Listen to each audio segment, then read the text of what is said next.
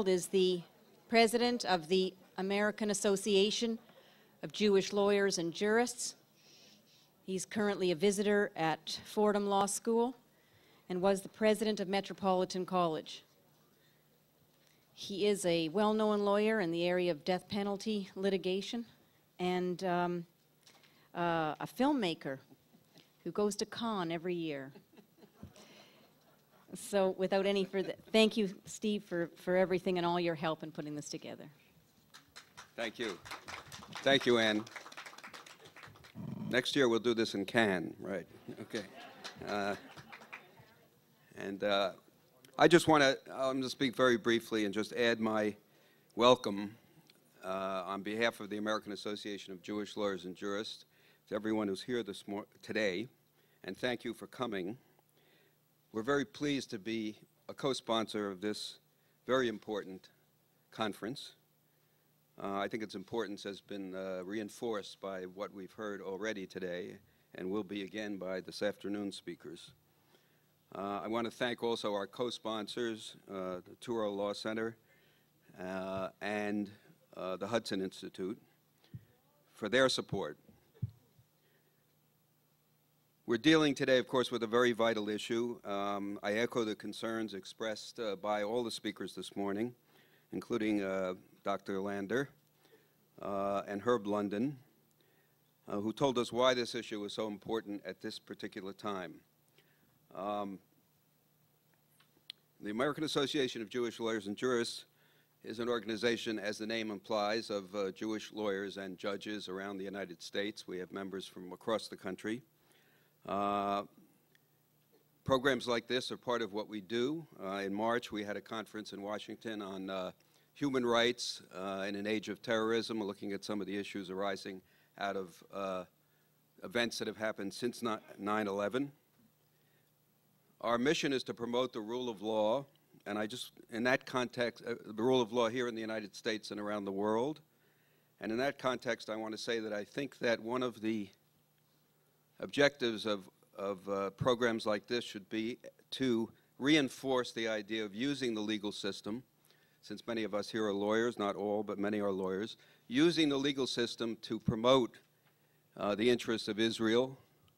I think our adversaries, the Arab countries and the Palestinians, have very effectively figured out ways to use legal actions and legal strategies to push their own point of view, and I don't think we have been proactive enough, possibly, in developing our own counter-legal strategies that we can use to defend Israel and advance our cause and our point of view. So I would urge that we do that, and that's one of the things that the AHLJ will be looking at in the years to come. And in connection with that, we also agree with the notion of a pushback or pushback efforts regarding Durban 2, and we very much want to participate in that. Our thought was that we could develop, in conjunction with some of the other organizations here today, a counter program of some sort that would run at the same time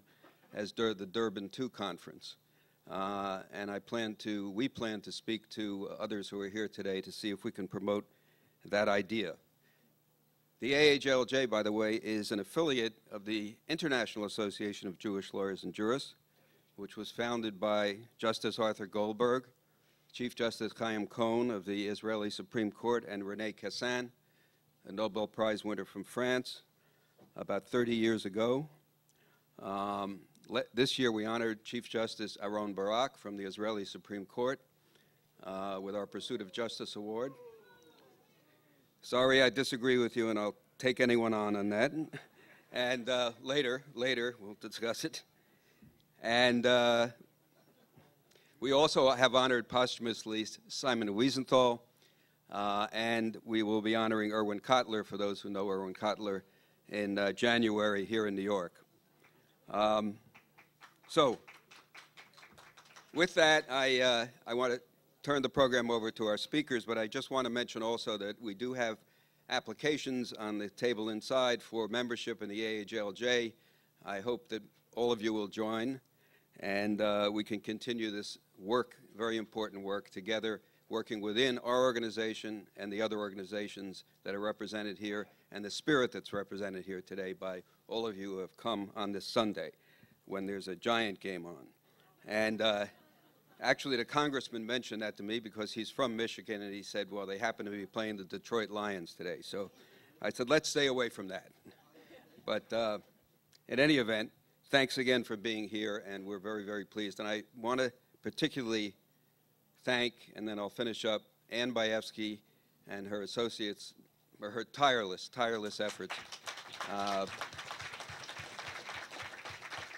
I really don't know how she does it, but she does it.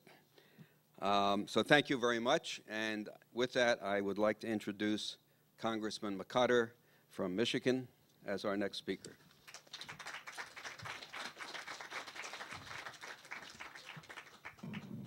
Thank you. It's an honor. It's an honor to be here with you. Can you hear me? Can you hear me in the back now? It's an honor to be here with you. I was a little daunted when I accepted the invitation to come to the Big Apple because I'm just a simple country lawyer from Detroit.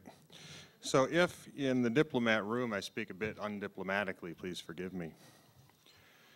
In the immediate aftermath of World War II, President Harry Truman confronted two momentous challenges: the commencement of the Cold War with the Soviet Union and the struggle to create a Jewish state in Palestine. In his blunt, son-of-the-middle border manner, Truman enunciated the eponymous doctrine he would apply to these and all international challenges during his March 12, 1947 address to a joint session of Congress. Quote, "I believe that it must be the policy of the United States to support free peoples who are resisting attempted subjugation by armed minorities or by outside pressures. I believe that we must assist free peoples to work out their own destinies in their own way. I believe that our help should be primarily through economic and financial aid, which is essential to economic stability and orderly political processes. One way of life is based upon the will of the majority and is distinguished by free institutions, representative government, free elections, guarantees of individual liberty, freedom of speech and religion, and freedom from political oppression. The second way of life is based upon the will of a minority forcibly opposed upon the majority. It relies upon terror and oppression, a controlled press and radio-fixed elections, and the suppression of personal freedoms.